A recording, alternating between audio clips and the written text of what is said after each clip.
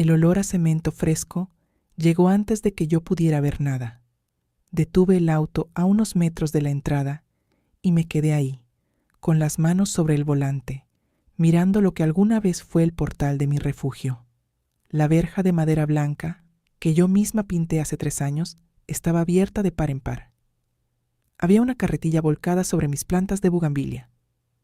Y desde algún lugar dentro de la casa, el sonido de un taladro perforaba el aire del atardecer, como si estuviera perforando algo dentro de mí. Había manejado 6 horas desde la capital para esto. 6 horas pensando en el mar, en el silencio, en los libros apilados sobre la mesita de noche. Tenía 66 años, una columna que protestaba con cada kilómetro, y exactamente 12 días de vacaciones ganadas después de 17 meses sin tomarme un solo descanso real.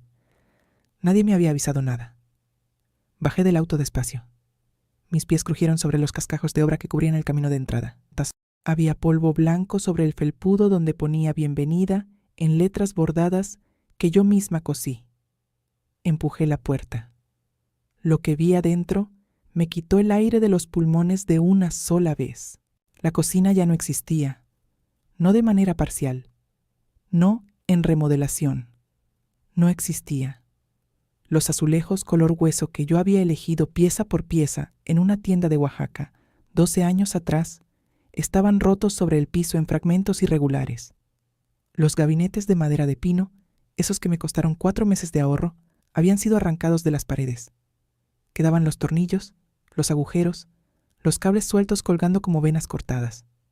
El refrigerador estaba en medio del pasillo, desconectado, con la puerta entreabierta. Me quedé inmóvil en el umbral. Sentí que el piso se movía levemente bajo mis pies, aunque sé que no se movía. Era yo. Era mi propio cuerpo reaccionando al impacto. Entonces escuché pasos en la escalera. Apareció mi hija Fernanda. 41 años. El cabello recogido en una trenza apurada.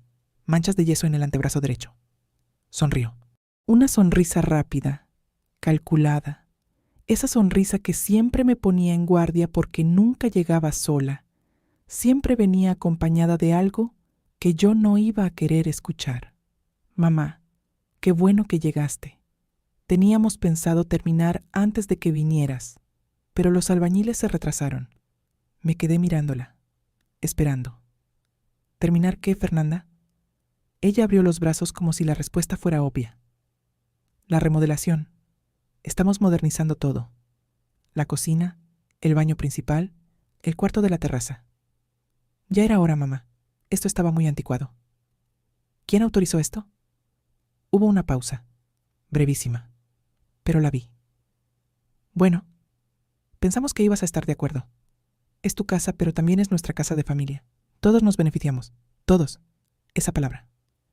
Respiré profundo. Miré los cables colgando. Miré los azulejos de Oaxaca hechos polvo en el suelo. ¿Dónde está Rodrigo? Arriba, supervisando. Subí la escalera. Lo que encontré en el segundo piso fue peor. Mi cuarto principal, ese espacio que durante más de 20 años había sido mío completamente, con mis libros en la repisa, con la colcha de lino azul que compré en Portugal el año que finalmente pude viajar sola, ya no era reconocible. Las paredes estaban a medio pintar de un color gris metálico que yo nunca habría elegido. La cama no estaba. El ropero antiguo de cerezo, que perteneció a mi abuela Consuelo, ese mueble que tenía 80 años y que olía todavía a naftalina y a tiempo, había sido empujado contra la pared del fondo como si fuera un estorbo. Y en el centro del cuarto, discutiendo con un trabajador sobre el ángulo de una ventana nueva que estaban abriendo en la pared, estaba Rodrigo, mi yerno. 44 años, camisa de lino, tablet en la mano, hablando como si fuera el arquitecto principal de un proyecto que nadie le había encargado. Me vio. No se sobresaltó. Eso me dijo todo. Suegra, bienvenida.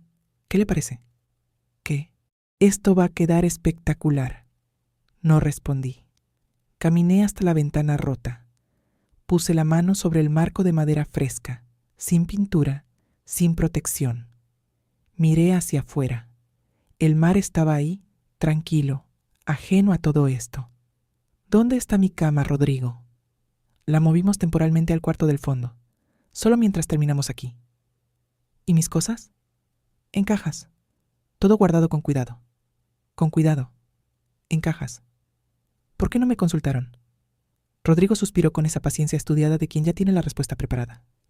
Porque sabemos que usted a veces se resiste a los cambios, suegra. Queríamos presentarle los hechos consumados para que pudiera ver lo bonito que iba a quedar. Fernanda dice que usted necesita ver las cosas terminadas para apreciarlas. ¿Cuánto han gastado? Eso lo hablamos después, cuando esté más calmada. Salí del cuarto sin decir más. Bajé las escaleras. Me senté en el único sillón que no habían movido, ese viejo sillón de cuero marrón donde yo leía los domingos, y puse las manos sobre las rodillas. Respiré. 1 vez, 2 veces, 3.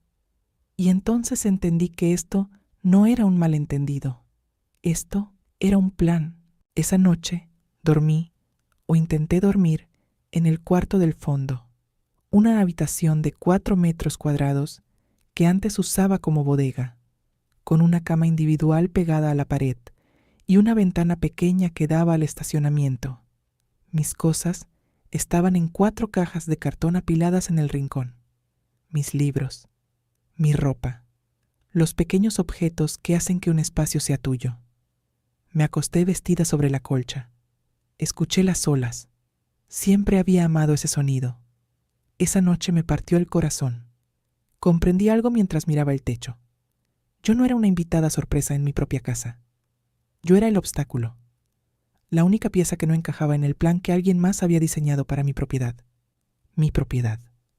Esa casa que compré con 22 años de trabajo como contadora independiente, con madrugadas frente a declaraciones fiscales ajenas, con años negándome viajes y caprichos, depositando cada mes una cantidad fija en una cuenta de ahorro que tardé una eternidad en acumular. La compré a los 52 años, después del divorcio, después de que el que fue mi esposo durante 16 años se fue dejando solo deudas y la sensación de que había invertido todo en algo que nunca fue sólido. La compré para mí, solo para mí. Me levanté a las 2 de la mañana. Caminé descalza hasta la sala. Encendí la pequeña lámpara del rincón y entonces lo vi. Sobre la mesa del comedor había una carpeta azul que no era mía. La abrí. Lo que contenía esa carpeta me heló la sangre. Presupuestos. Detallados, impresos, con logos de empresas constructoras. Cocina integral nueva, 16,000 pesos. Baño principal, 12,000. Ampliación del cuarto de terraza, 23,000. Instalación eléctrica completa, 8,000. Y al final, una suma total que leí 2 veces para asegurarme de que mis ojos no me engañaban. 74,000 pesos. 74,000 pesos que alguien pensaba gastar en mi casa, sin mi autorización, sin mi firma, sin siquiera llamarme por teléfono. Pero eso no era lo peor. Debajo de los presupuestos había otro documento, con membrete de notaría. Lo saqué despacio. Era un contrato de comodato. En lenguaje legal cuidadosamente redactado, el documento establecía que yo, Silvia Fuentes Ortega, cedía el uso y goce de mi propiedad a mi hija Fernanda y a su esposo Rodrigo, por un periodo inicial de 5 años renovables, sin renta, sin condiciones, a cambio de las mejoras realizadas, que quedarían como compensación suficiente. El contrato no tenía fecha, no tenía mi firma, pero tenía la de Fernanda y la de Rodrigo, y tenía un espacio en blanco, perfectamente marcado, esperando la mía. Saqué el teléfono. Eran las 2:40 de la madrugada. Busqué el nombre de la única persona que sabría qué hacer. Beatriz. Mi abogada desde hace 11 años. La mujer que me ayudó a blindar cada centímetro legal de mi vida después del divorcio. Marqué su número sabiendo que probablemente no contestaría a esa hora. Contestó al tercer timbre. Hablé durante 20 minutos sin parar. Le conté todo. La llegada, la cocina destruida, el cuarto principal irreconocible, el ropero de mi abuela Consuelo empujado al rincón, el cuarto de la bodega donde me habían instalado, y al final, el contrato de comodato. Hubo un silencio al otro lado de la línea. Luego Beatriz habló con esa calma que siempre me resultó reconfortante, precisamente porque no era artificial. Era la calma de alguien que ha visto situaciones peores y sabe exactamente cómo navegar esta. Silvia, no firmes nada, absolutamente nada. Mañana a las 7 estaré en tu puerta. No les digas nada esta noche. Compórtate con normalidad. ¿Normalidad? Beatriz, están destruyendo mi casa. Lo sé. Y eso tiene consecuencias legales muy serias. Pero necesito que esta noche no digas nada. ¿Puedes hacer eso? Podía. Había aprendido a aguantar cosas en silencio durante muchos años. Volví a poner la carpeta azul exactamente como la había encontrado. Tomé fotografías de cada página con el teléfono. Guardé los archivos en la nube y los envié a Beatriz.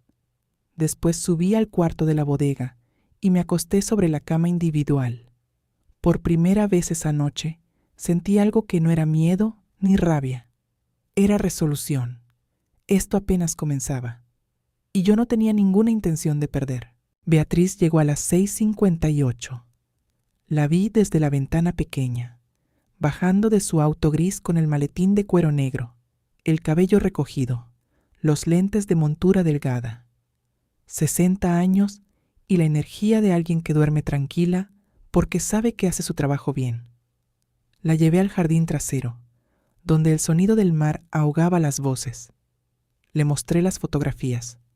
Ella escuchó, tomó notas y al final me miró directamente. ¿Tienes las escrituras aquí? En mi bolsa. Siempre viajo con copias certificadas. Asintió. Lo que han hecho configura varios supuestos legales graves. Primero, obras en propiedad ajena sin consentimiento escrito del propietario. Eso es daño patrimonial. Segundo, el contrato de comodato que prepararon sin tu participación es nulo de origen, pero el hecho de haberlo redactado prueba la intención. Tercero, si ese contrato hubiera tenido tu firma, habrías cedido el uso de esta propiedad por 5 años a cambio de obras que ellos mismos ordenaron sin pedirte permiso. Es un círculo perfecto de manipulación legal. ¿Qué puedo hacer? Mucho. Vamos a documentar los daños con un perito independiente. Voy a redactar una notificación formal de cese de obras. Y si no detienen todo hoy, procedemos con demanda civil. ¿Estás lista para que sepan lo que descubriste?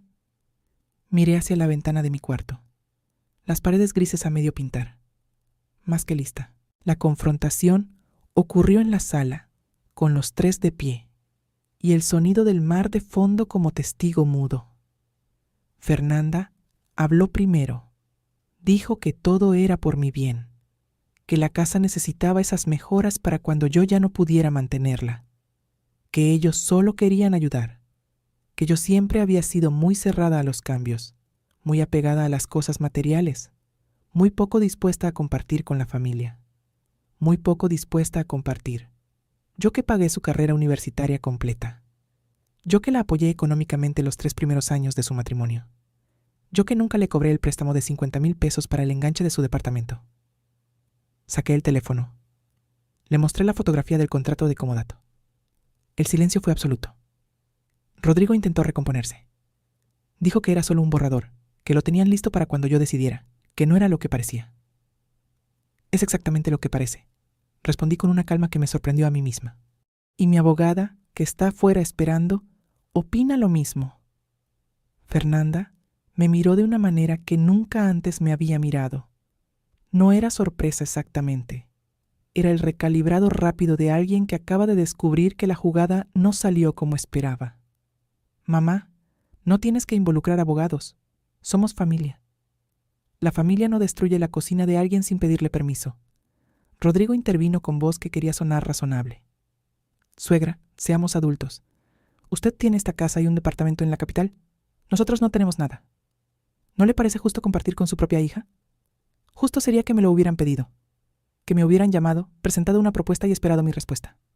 Lo que hicieron es otra cosa completamente. Me di la vuelta y abrí la puerta principal. Beatriz entró con el maletín y una expresión de absoluta profesionalidad. Las siguientes 3 horas fueron las más tensas que he vivido en mucho tiempo. Beatriz habló con una precisión que no dejaba espacio para la interpretación. Les explicó punto por punto las implicaciones legales. El perito que llegó poco después documentó cada daño. Los azulejos rotos, los gabinetes arrancados, los cables expuestos, la apertura de una ventana estructural sin permiso municipal. Al final, Beatriz les entregó una notificación formal. Cese inmediato de todas las obras. Devolución del espacio al estado habitual de uso. Plazo máximo de salida. 48 horas. Fernanda lloró. No de inmediato, sino después de que Rodrigo leyó el documento, y su rostro pasó del rojo encendido a una palidez que nunca le había visto. Entonces sí lloraron los dos, cada uno a su manera. Fernanda me dijo que no podía creer que les hiciera eso, que era su madre, que cómo elegía a una abogada sobre su propia sangre. Respondí lo único que importaba decir: no los estoy eligiendo a ellos sobre ti, me estoy eligiendo a mí. Y eso debía haberlo hecho mucho antes. Esa tarde, Beatriz se fue con todos los documentos para iniciar el proceso formal. El perito envió su reporte esa misma noche. Los daños documentados ascendían a 42,000 pesos. Me quedé sola en la casa destrozada. Me preparé un té en la hornilla portátil que encontré en el garaje. Me senté en el sillón de cuero marrón. Y por primera vez en 2 días, respiré profundo. Fernanda y Rodrigo se fueron al día siguiente, no en 48 horas. Al día siguiente, antes del mediodía, los escuché cargar cajas, bajar maletas por las escaleras, hablar en voz baja con esa tensión contenida de quienes tienen mucho que decirse, pero han elegido no decirlo todavía. Rodrigo salió varias veces al auto sin mirarme. Fernanda pasó una vez por la sala y se detuvo en el umbral. Algún día vas a entender que solo queríamos lo mejor para todos, dijo. No levanté la mirada del libro. Algún día tú vas a entender que lo mejor para todos empieza por pedir permiso. El motor del auto arrancó 15 minutos después. El sonido se diluyó entre el ruido de las olas. El silencio llegó primero con timidez y luego de golpe, llenando cada rincón, me levanté. Caminé descalza por toda la planta baja. Subí al cuarto principal. Me paré en el centro. Olía a pintura gris, a polvo, a algo que todavía no era mío completamente, pero lo sería. Abrí la ventana que daba al mar. El aire entró de golpe, salado, limpio, imposiblemente libre. Por primera vez en días sentí que también yo podía respirar. Lo que vino después no fue fácil. Fernanda empezó a hablar con los demás. Con tía Concha, la hermana de mi exesposo, que nunca me quiso demasiado. Con primas que yo apenas conocía. Con amigas suyas que publicaron en redes sociales versiones de la historia que no tenían casi nada que ver con lo que realmente había pasado. Una publicación en particular circuló por todos los grupos de WhatsApp familiares. Una foto de Fernanda con cara triste y un texto que decía que su madre la había echado a la calle, en medio de una remodelación hecha con todo el amor del mundo, que la había demandado, que había elegido a su abogada sobre su propia hija. Los mensajes empezaron a llegar. Algunos con prudencia, otros directamente acusatorios. Uno de tía Concha que simplemente decía: «¿Qué manera tan fea de tratar a tu familia, Silvia?». Los leí todos, una sola vez, y después hice algo que me costó más de lo que esperaba, pero que fue exactamente lo correcto. Silencié todos los grupos, guardé el teléfono en el cajón y salí a caminar por la playa. El sol estaba bajo, naranja, arrastrándose hacia el horizonte. Caminé durante 1 hora sin pensar en nada concreto, solo dejando que el movimiento ordenara lo que las palabras de otros habían revuelto. Cuando volví, llamé a mi amiga Lorena. La conocía desde la universidad, 40 años de amistad construida sobre la honestidad mutua. Le conté todo. Escuchó sin interrumpir. Al final preguntó solo una cosa: ¿hiciste lo correcto? Sí. Entonces todo lo demás es ruido, y el ruido siempre para. 3 semanas después, Beatriz me llamó con una novedad. Fernanda quería negociar. La propuesta era sencilla. Pagarían la mitad de los daños documentados, 21,000 pesos, a cambio de que yo retirara la demanda y firmara un documento declarando el conflicto resuelto.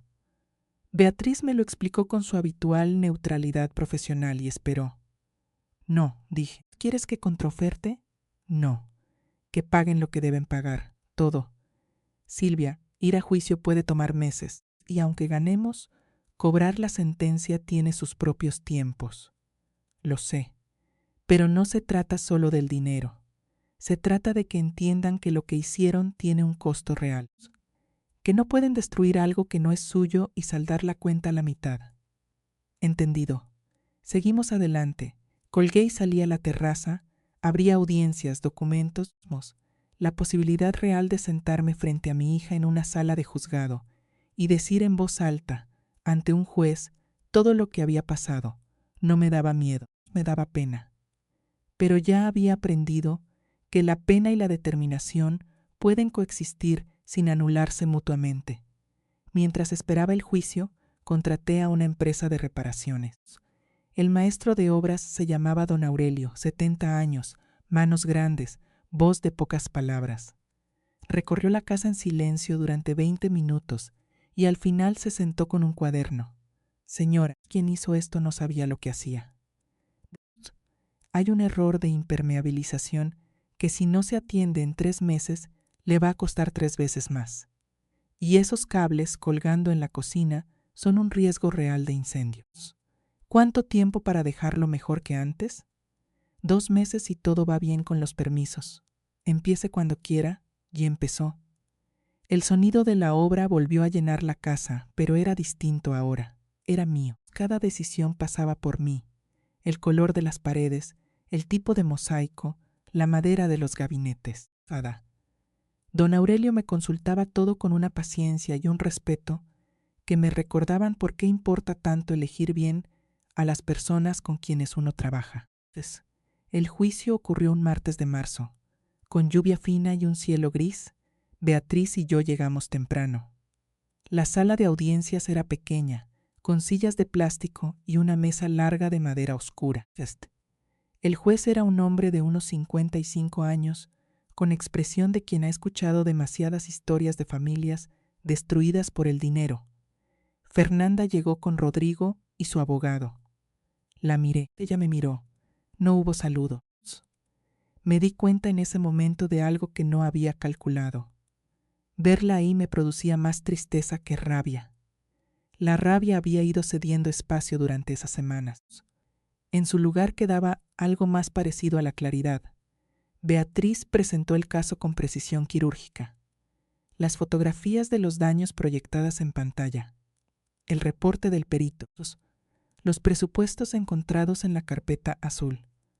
El contrato de comodato preparado sin mi participación.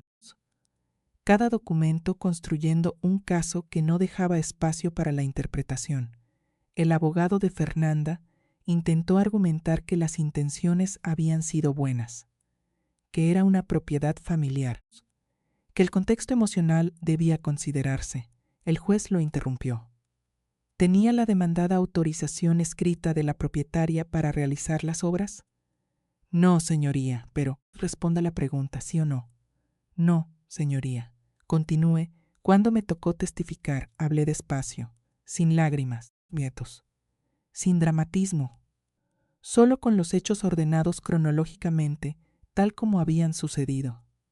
El juez escuchó con esa atención quieta de quien necesita escuchar el relato completo antes de pronunciarse. Cuando salió la sentencia, 42,000 pesos a favor mío, con plazo de 4 meses para pagar, el sonido del mazo sobre la mesa resonó como algo definitivo. Fernanda no lloró. Se quedó muy quieta, con los brazos cruzados, mirando la mesa. Rodrigo susurró algo a su oído. Ella negó levemente con la cabeza. Salí del juzgado sin mirar atrás. 2 meses después del juicio llegó una carta, certificada, con mi nombre escrito a mano en el sobre. Reconocí la letra de inmediato. Era de Fernanda. La abrí en la terraza, con el café de la mañana y el mar de fondo. Era larga. 3 páginas, sin el lenguaje cuidado de quien ha consultado con un abogado. Sin estrategia, solo su letra apresurada, como siempre había sido cuando escribía de verdad.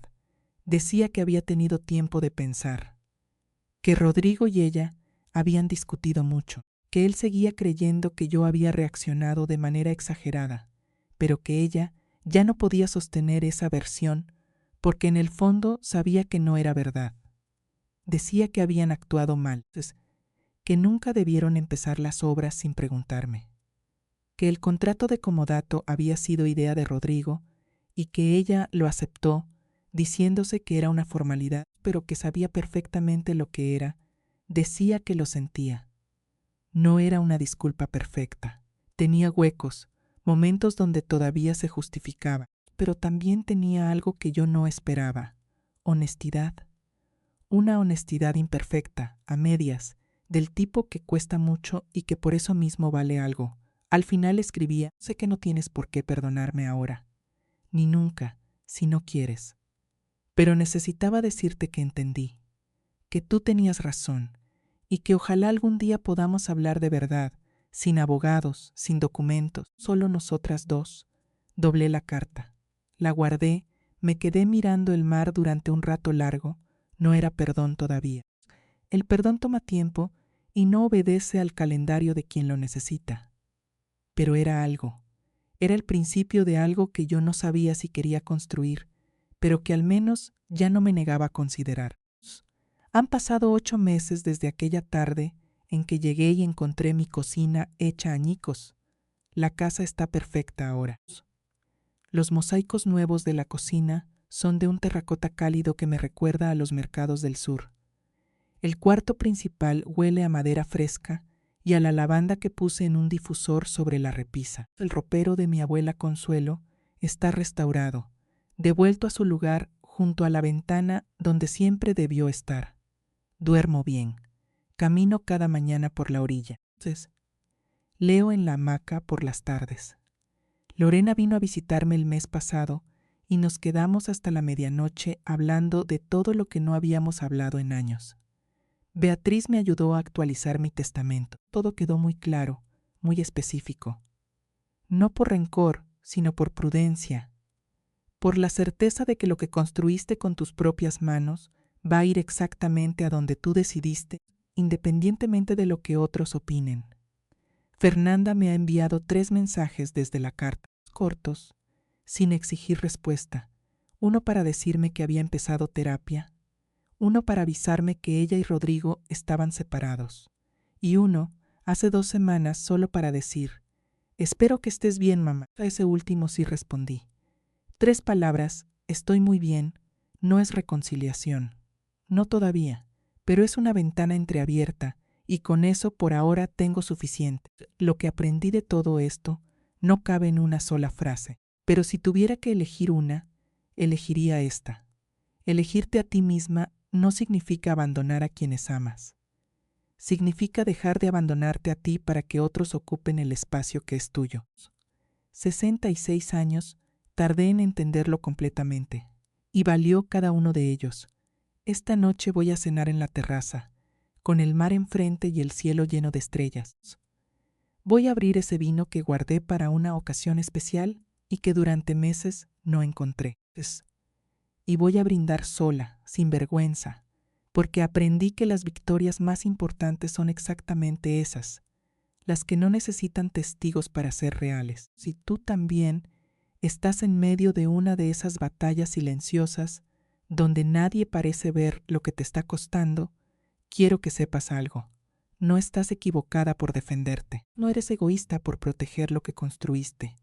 Y nunca, nunca es demasiado tarde para elegirte.